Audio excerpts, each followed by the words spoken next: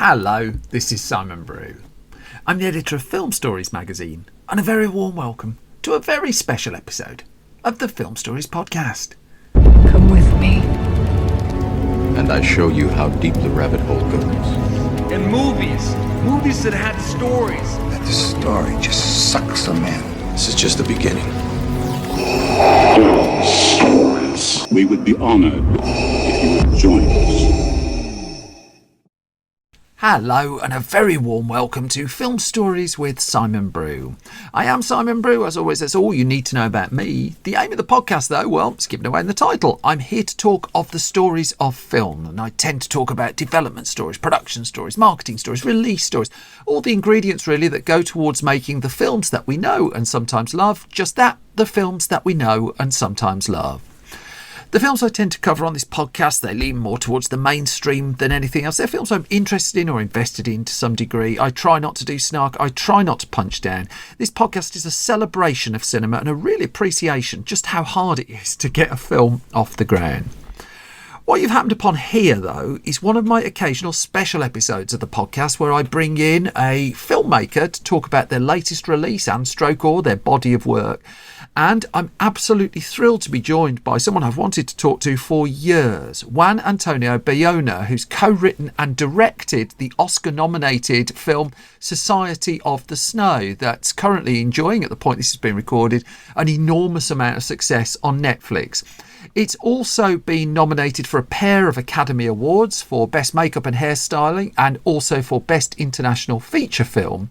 And I spoke to Juan Antonio a couple of weeks ago, actually, about the movie. So ahead of the Oscar nominations, we touch on one or two other films that he also has directed across his career, that namely The Orphanage, The Impossible, A Monster Calls and Jurassic World Fallen Kingdom. Juan Antonio's English is quite brilliant, I must add. He was sitting next to someone who helped out with one or two little bits just when he couldn't find the right word. His English was a lot better than my Spanish, and I think you're going to find he's a really delightful and thoughtful man to talk to. So, I think that's all the preamble. That's everything you need going into this. What I'm going to do is I'm going to play you a clip from the trailer of Society of the Snow, and then you'll hear my conversation with Juan Antonio Bayona the other side of this.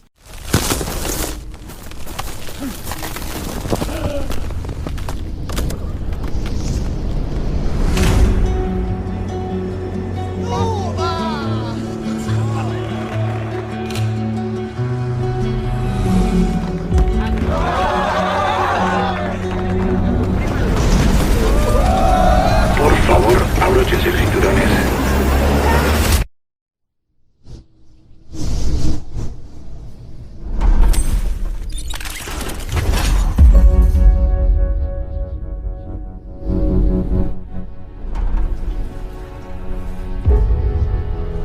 ¿Sabemos dónde estamos?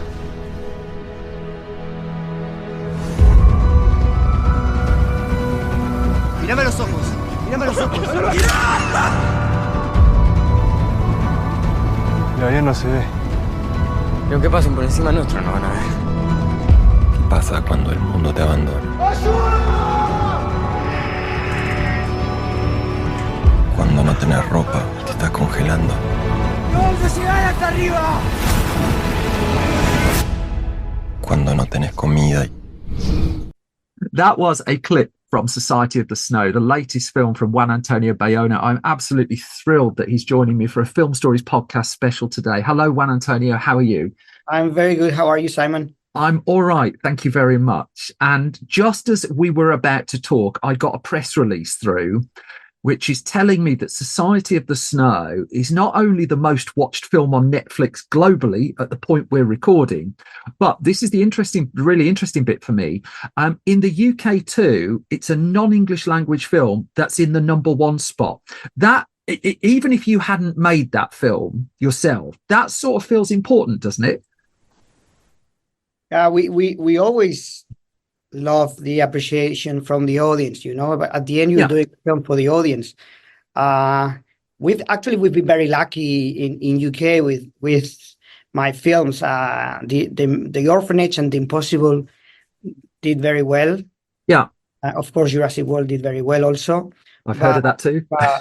but The Orphanage especially was a very small film and did very well and Impossible was very successful in UK too. So I really appreciate that from the audience here in UK, and it's fantastic to be in the #1 spot right now. I know why The Orphanage did so well in the UK. This isn't where this interview was going. It's because it's got a ZX Spectrum computer in it. I don't know if you had a ZX Spectrum growing up, but they were very big for us here in the UK. It's the only film I have ever seen with one of those in it. So put one of those in every one of your films.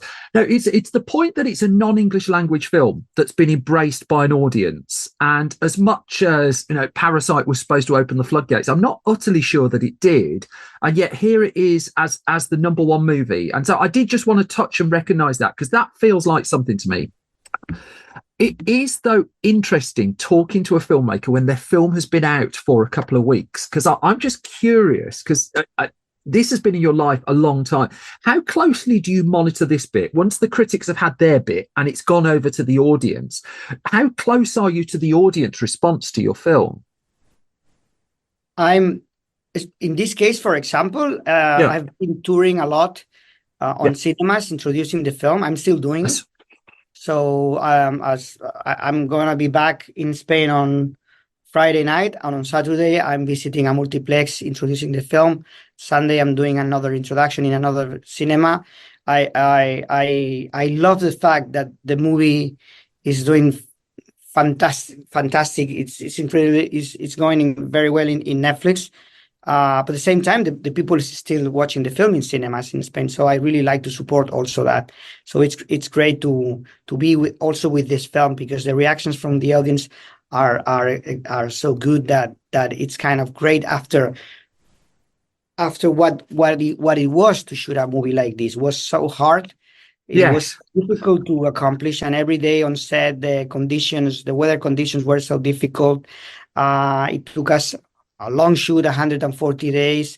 So it was very rewarding to see the film finally with an audience. The first time was in Venice Film Festival, where it played really well, and it's been like that all the time. So it's fantastic to enjoy a little bit now the success of the film with the audience, because it's been a very difficult movie to accomplish. I will come back to the 100 days in a minute. I'm just curious, as you say, you're taking the film around the world and you're introducing these screenings. Are there nuances in the cultural responses to the film, depending in what part of the world you're showing it? Has the reaction altered just in quite subtle little ways?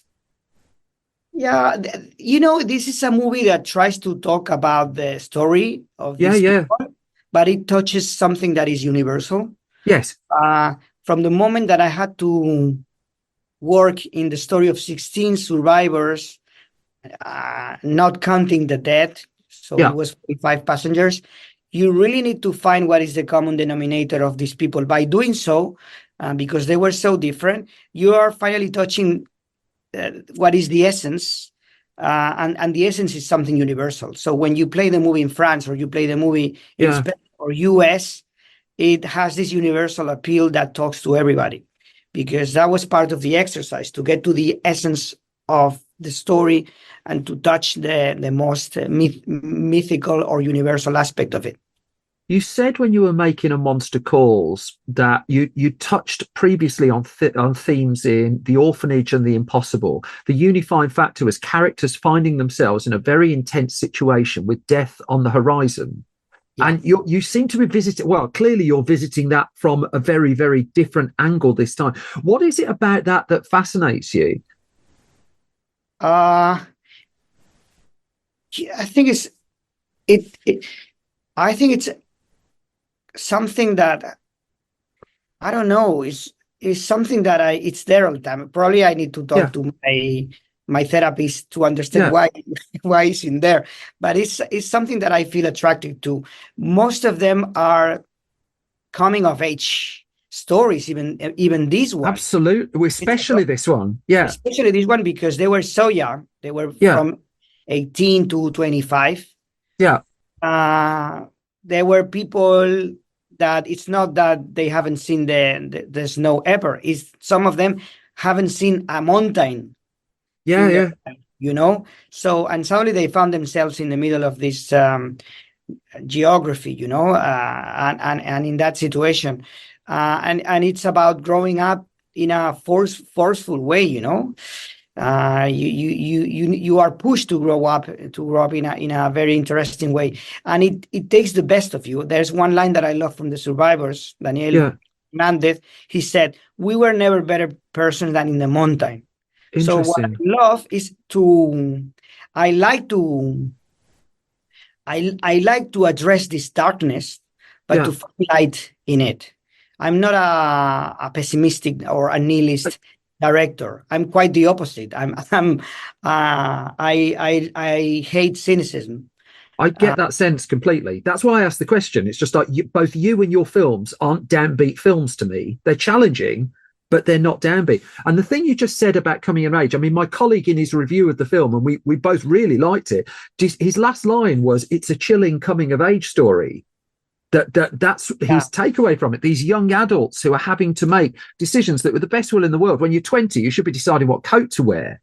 It's not, to me, it's not strange the reactions, the success in the audience, because it talks in a very straightforward way to primal fears. It's like you know, what are the primal fears? The fear to death, fear of starvation, fear of being abandoned, you know. And the characters face that journey, and by doing so, they have a journey of self-discovery, of where they know better themselves, where they get a much more complete image of who they are. This is why I love this line, "We were never better persons than in the mountain." That doesn't mean that they were good. But they were more complete. There's this moment when you see the helicopter leaving, and one of them, Tito Strauch, who was in charge of the food, looks at the plane as he's leaving. That's something that he told me, with as kind of like a little bit of nostalgia. So it's kind of like shocking, but feels very human, that a place where you have spent the worst days of your life, they at the same time allowed you to discover a much more complete image of yourself.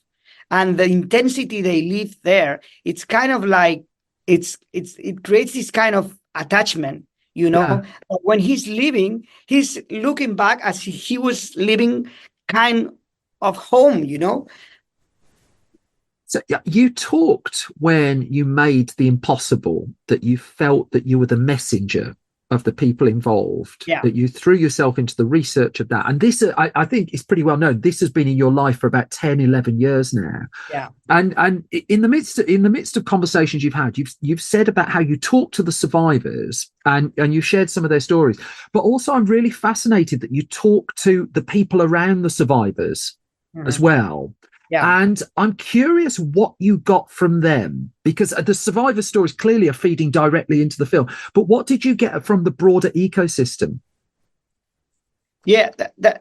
First of all, and there's something that I love in your question, is that you mentioned that in The Impossible I was the messenger.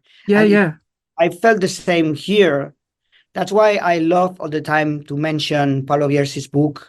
He wrote a fantastic book that was very helpful, and he was with me all the time on set, sitting by my side. He was a constant between me and the survivors. So every time I had a question, I will call them. He will call them, and we will get an immediate answer. So I have the impression that a lot of the potential of this film comes from them. So I always like to mention them, to mention Paulo Vierci, to mention the survivors, to mention the families of the deceased too, that were very supportive also. It gave me a very good look of what was to be there. And I was obsessed not with the facts, but with the spirit, with the mood.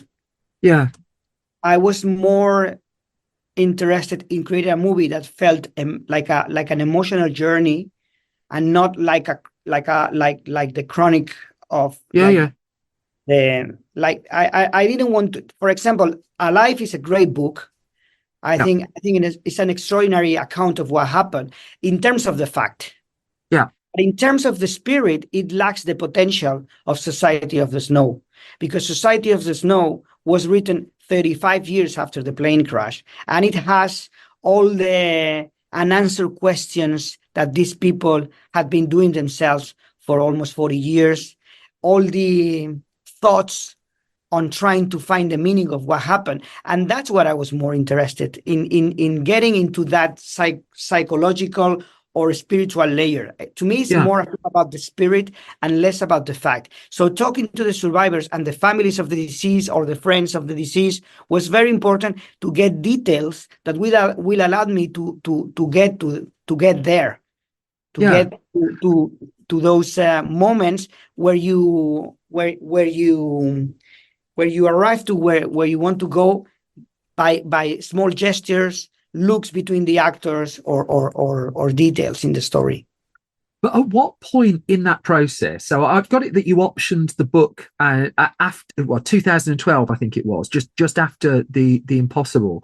At what point in the process are you certain that this is a film? What is where does discovery become actual for you? When we got the decision of telling the story through the eyes of Numa, because by doing so, you are touching immediately this spiritual layer. There is something metaphysical about having this voice coming from you don't know where, telling you the story. And at the same time, it gave me the arc of the narrative to give the survivors the possibility, the chance of give the dead a voice. And by doing so, keep them alive, bring them back to life.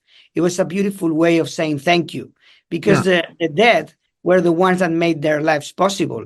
And now, by telling their story, the survivors are bringing them back and making them feel alive for the audience. And that's a beautiful narrative. Yeah. It goes beyond the film, and it touches the essence of the film we're doing. So how far into that 10-year process did you find that angle? I mean, was that fairly... Very early on. Very early on. I sat down with Pablo Viesi for the first time to work in the script in 2016. And I think was already there, or we were playing with that idea very early on. He wrote an article in 2000 in the early 2000s. He wrote an article called "We the Other Ones." And in that article, he was giving voice. He was telling the story through the voices of the dead. So it was, I don't know if I read, I think I never read that article, but I talked for hours and hours with Pablo Viesi, and that idea was already there. So it was something very early that from the very beginning, it gave us the need to shoot this film. That we had this need to tell the story through this perspective, because by doing so, it has a totally different meaning. But if directing a film is 1,000 decisions a day, we're told, directing a film when you're actually on the set, how does that change when you're also bearing the responsibility? I'm not in your shoes. I would imagine the responsibility of telling the story of the dead is even heavier than that of telling the story of the survivors. You say you can ring the survivors up and check something, but not so with the dead. How does that change the decision-making on set? Or was the work done at that point? I had very long interviews with the survivors because I wanted to do it right. It was easier with the survivors because I was able to meet them, but with the dead was very difficult. So what I did is I interviewed their friends or their families and the survivors a lot. The survivors were quite shocked that my first questions when I sat down with them were about dead people, because they are so used to tell their story. They start to talk. As soon as you start to talk to them, they will start to talk about themselves. And I was asking them questions about other people, so they were pretty shocked about it, But the truth is that I needed to get a very good idea of the personalities of them, of the dead also. So I interview all the people who was alive nowadays that were in contact with them. Yeah. So when you get this to the set, I'm curious how this actually tests you as a filmmaker, because I don't think you've joined the 100 Club before. I think this is your first film that's shot for more than 100 days. I don't think anyone does the 100 Club. No. The Impossible was 120. A Monster Calls was 116. Is that right? Yeah. And is that something you build in, that you want a long physical production of the film, or is that out of necessity material? It creates something. You know, when you do a film, you create a family, and if the journey is longer, the emotions in the screen are higher. You know, are more intense, are more truthful. You can tell how the friendship and the camaraderie in the film was happening also on set, you know, and we had time to tell the story, and at the same time to explore the story, to make ourselves the same kind of questions the survivors were making themselves in Pablo Bierci's book. So by doing so, you need time. There's something that is very difficult to capture in the performance, which is all the invisible things, like the relationships between them. The way they trust each other, the sense of camaraderie and friendship, it's very hard to capture with a camera. So you really need to create it. You really need to make that work. You need to really make it happen, and that happens with time.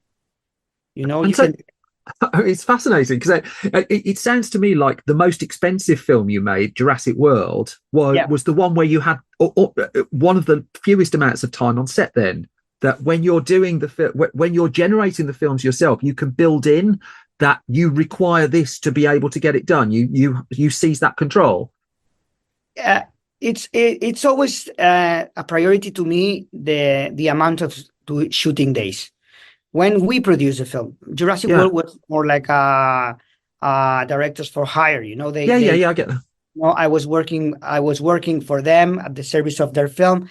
It was a very different structure, you know, where I didn't have that much, how do you say, I didn't have control or say. I didn't say much about that, you know. It felt very industrial, you know. Quite the opposite when I shoot films in Spain. Then Possible was a Spanish, Monster Call was a Spanish film, and this one is also a Spanish film. I work with my production partners, and we design a schedule where we do the best of our plan, and I like to spend time on set, you know. So there are moments there that you just basically move the numbers in a different way to make that happen, to make that possible. That's really, and the only reason I come back to that 2 or 3 times is you're the only director I've interviewed in a long time who said that, who is pushing for the extra time. And it does feel a little bit against the grain. But that's a dream. I mean, if you're I get it. You're producing a film, you want the time you want the time to be able to explore with the actors, allowing them to have the space to be creative on set. You know, I work very hard the preparation of a film, very hard. I do all the storyboards. It's to me, the pre-production is probably the most important aspect in the making of a film. But then you do the film in the shoot. And the first time you see the actors in front of a camera, you have the chance to react to that, and all the decisions that you take that day, even though they suppose 180 switch of what you plan, are the result of all the things you have thought until that moment, you know. So I really like to improvise on set, but it's that kind of good improvisation that is the result of a lot of hard work that I've done before getting on set. You understand? Yeah, absolutely. And so, going back to the 100 days, and you said earlier in this conversation that it was the conditions were on the taxing side, I think. And it's a long time since I felt so small watching a film. You know that you take very, very, I mean, you know this, but very slow shots that show me the overview of the situation, and you never fail to remind me of that. What was it like in the moment of all of that? Because presumably you were, I mean, you say it was taxing, presumably you were in there, you know, you're not faking a lot of it. When you are in the mountain and when you are in the Andes, you feel like that. You feel that small, you know. But it's in the interior scenes inside the plane where you enhance the personalities. You know, it's kind of interesting that the claustrophobia is felt outside. That's really interesting. Yeah. And it's in the inside of the plane where you have a sense of intimacy, where friendship and the other ones become everything. And in that sense, it feels a much more secure place, that claustrophobic location, the fuselage, than the outside that feels more, you can feel more anguish in the outside. And so in the mid, I mean, once you've locked the cut of the film, you've talked about how you showed it to the survivors and you got their input at that stage and their response at that stage. Again, I guess I'm curious. The survivors clearly there and in the midst of it, but what about the families? What about the people in that broader ecosystem watching it? What kind of responses were you getting off them? It's been like a whole different movie. Yeah. A very emotional one too. Yeah. Because we always talk during the pre-production and the shoot to these people in two different groups. We always had meetings with the survivors, and then we had meetings with the families. Interesting. But always separately, you know, because somehow they work like that. It's not that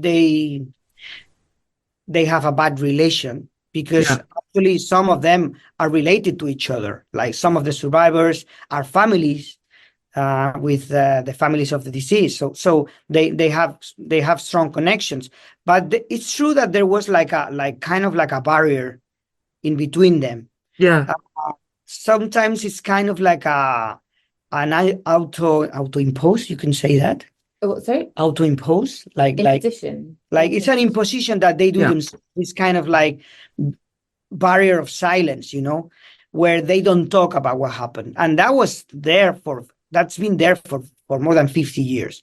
Like lots of people not talking about it. And sometimes that makes it even harder. I can see that in the sons and the grandsons of the survivors.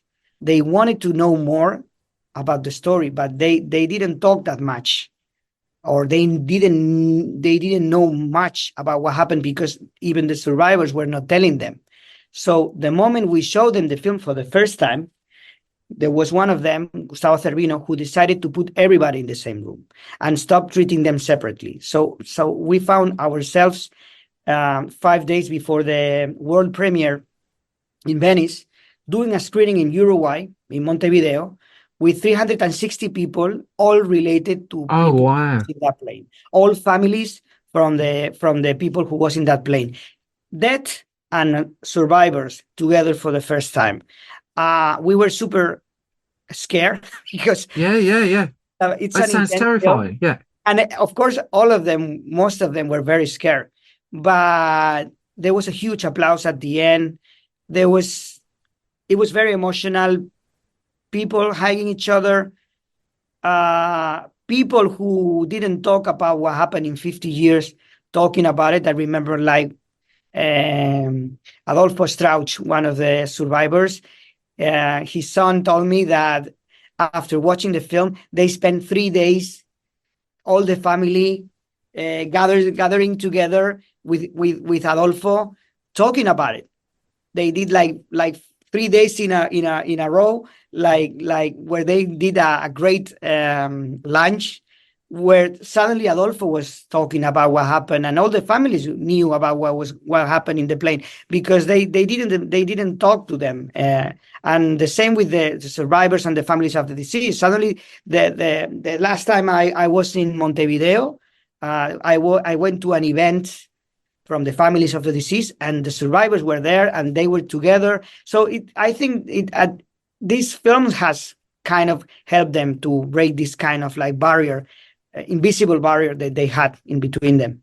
And your conversation with them, it sounds like it hasn't stopped just because the film's finished. We talk. See, that's really important, isn't it? We talk all the time, and we are in contact with them. It's, we created a very strong relation with the survivors and also with the families of the dead. So it's like a family, and the same with the actors. I just got a video from Simon, who's playing Coche, Coche Inciarte. Coche died 6 months ago, and he just texted me a video where he surprised his widow in a dinner, and it's all the family of Coche together, and the actor is surprising his widow, and they are super happy and celebrating Coche's life together. And we finished the shoot a year ago, and the actors are still in contact with them. So I was hugely affected by A Monster Calls, which was my favorite film of that particular year. But in the nicest sense, it's not a film I can watch very often. I'm at the point now I have to have some. You don't want to be exposed to those things. I sort of do, and I sort of don't. But I do wonder, when you've made a film like that didn't, in the case of that one, it didn't set the box office alight, if memory serves. It found an audience here in the UK, I remember. But you've got an instance there where you've had 360 people in a room and you're getting the response instantly. Do you feel the response of films like A Monster Calls and, the impact all these years later? Are these films that people come and talk to you about? Because if I start talking to you about it, I'm just going to break down. No, what I can tell you is that from my experience, I found a lot of people thanking me for doing that film because they went through a similar situation. Yeah, I'll thank you for making it, if that's all right. And the movie has helped them. Well, that's what the movie is about, is to understand and to cope with those feelings. And people who go through those feelings is the people that you will expect that they don't want to see the film because they don't want to be there anymore. And quite the opposite is the people who comes to you and say thank you because they were able to cope with what they went through better by watching the film. Yeah, it kind of, for me, it stared death in the face and told me not to be so scared of it a little bit. At a point in my taboos, we live in a society right now that doesn't face the uncertainty of life, that everything can change in a second, as you can see in this film. They were spending a very nice weekend, and then everything changed in a second, and they had to grow up by force and very quickly. I think it's one of the big problems in the society that we live right now. I agree. We don't want to feel pain. Everything is done to be consumed quick and fast and with no pain, So we are not prepared when that things happens, and that thing is going to happen. There's a moment that you're going to be there, And in Society of the Snow, I think that's why it's so important that everyone is named. Which sounds like you've got a huge cast for that. I don't know if you've ever had a bigger cast, but everybody is named. From what I could see, everyone has something. The names were changed in previous versions, because they were not allowed to use them, and I found myself, like, for some of the families, especially the families of the dead, was very hard not to see the names of their people, especially for the grandchild, the nieces and nephews of the dead. Not like watching a film where they see the names of their families change was very hard to. They found it very hard to cope with it, So for me, it was also very important because from the moment you have a name on the screen, you have a reality. Yes.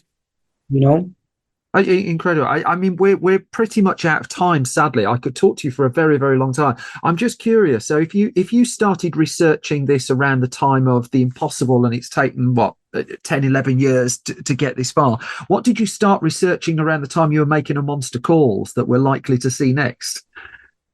I have some things there right now. I'm thinking about now.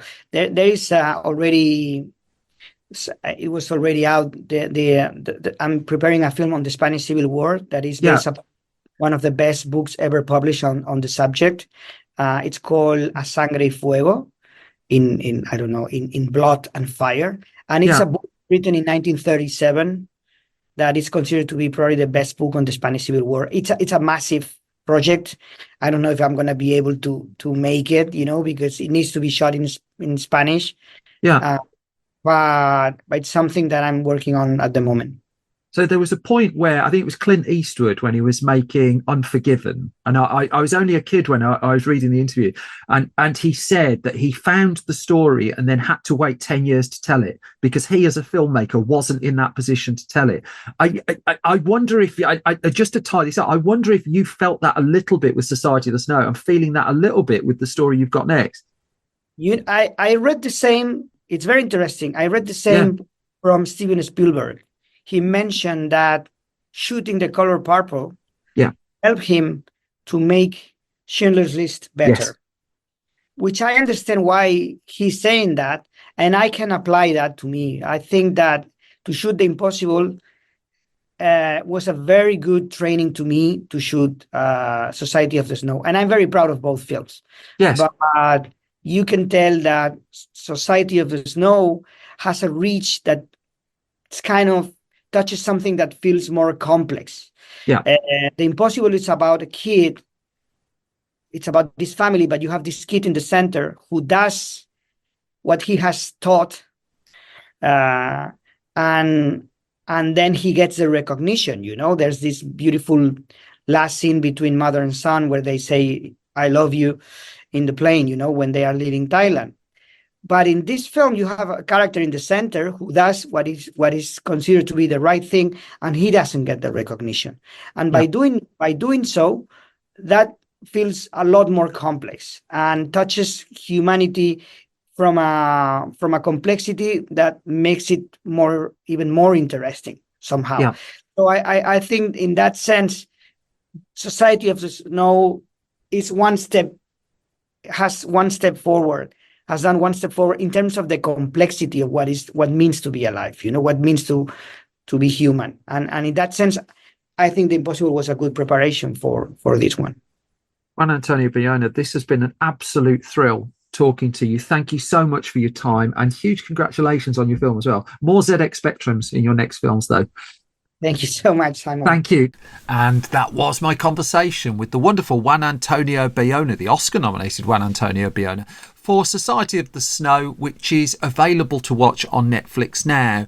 There's a very, very brief mention in there, you might have noticed, of Alive, which covers the same story but in a very different way to Society of the Snow. Alive was filmed by Frank Marshall in the early 1990s, so just to clear that up. But that aside, I think we're pretty much through here. We've got to the end of this episode of Film Stories, and I don't want to outstay my welcome any further. Thank you so much for listening, and thank you for your support. If you want more of my warblings, I'm on Twitter and Blue Sky at Simon Brew. Film Stories is found there at Film Stories. We're on facebook.com/Film Stories online, youtube.com/Film Stories, and if you go to filmstories.co.uk, that is our website, updated every weekday with movie, games, TV, news, reviews, features, mischief, mayhem, trouble, all that sort of thing, really. We try really hard to be an entertainment website that doesn't do clickbait, which means the algorithms absolutely hate us. So any support you can give us there is much, much appreciated. And if you want to support us with a bit of money, go to patreon.com/Simon Brew. You get the podcast early and ad-free. And then our print magazines are for sale at store.filmstories.co.uk. But I think that's enough. I will leave you in peace now. I'm off to watch another bunch more films because I've got the next episode to write. Take care, look after yourselves. I will be back soon with some more Film Stories. Bye-bye.